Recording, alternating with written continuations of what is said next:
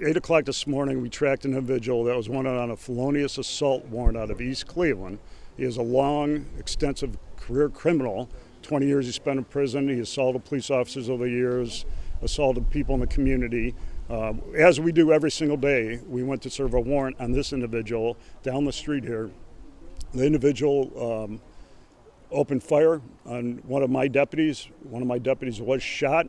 He's in serious but stable condition at this point, and he is going to survive because he is a warrior, and he is going to survive. Suspect barricaded himself in the house.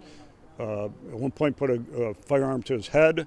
The Cuyahoga County Sheriff's Office did a phenomenal job of negotiating and bringing in their SWAT team and being able to remove the suspect without him harming himself or harming any other officers.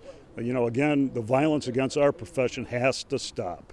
It is out of control, and I'm tired of it. So violent individuals like this don't need to be on the streets. These are the type of warrants we serve every single day, whether it's in Cleveland or Akron or Youngstown or Toledo. It's no different. But I'm very proud of the men and women of the Marshals Fugitive Task Force for the work they do and their dedication every single day trying to make our communities safe. I appreciate the assistance of ATF today, the FBI, Cleveland Police Office Department, the sheriffs I mentioned, all the agencies involved. And, again, I pray for my people every single day. And I thank God that that my officer is going to live and pull through this. So, yeah. How many times was your officer shot? At this point, there's an investigation going on, but at least one time. And where? I can't get into that. Okay. Pete, how did the sheriff's department, it was a negotiator that got him out? The sheriff's, one of the members of my task force is with the Cuyahoga County Sheriff's Office. He was the one that negotiated and was able to, we did shoot tear gas in there, so there's a lot of things that came into play, but ultimately it was a deputy from the Cuyahoga County Sheriff's Office that was able to do the negotiations on him. So, felonious assault out of East Cleveland, just running the criminal history of this guy, history of violence, 20 years in prison altogether. Spent, I believe, 14 years the last time around. Kind of individual that shouldn't be on the streets and the kind of individual that we take off the streets every single day.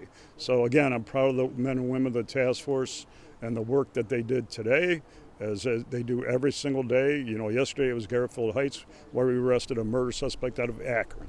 Day before it was a murder suspect out of somewhere, another violent individual here and there. You guys have seen it, right? It's ongoing. They've arrested 60,000 since we started this task force in 2003. And every day they go out there and try to do the best they can, and they do God's work. What's that say about the task force, Pete, that 60,000 arrests and this has been the first U.S. Marshal to be shot? Well, we do a lot of training. They train all the time. They train all the time together. I had 350 men and women that are part of the task force and 125 departments that are part of the task force.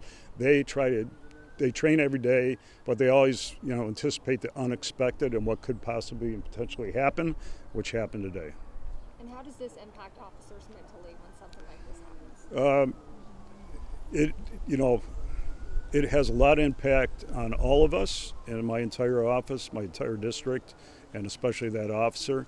But this guy, he's a fighter, trust me, and he's going to fight right through this and be back up. And I know him. He's going to come back to work tomorrow.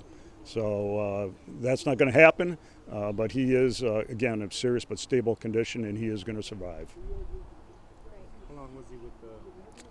I'm not going to get into detail. He's an experienced law enforcement officer. He multiple years in law enforcement, and he's a warrior. You said he did 20 years in prison or 20-year criminal history? He has 20 years almost he did in prison, from my understanding. 3 assaults on police officers over his lifetime.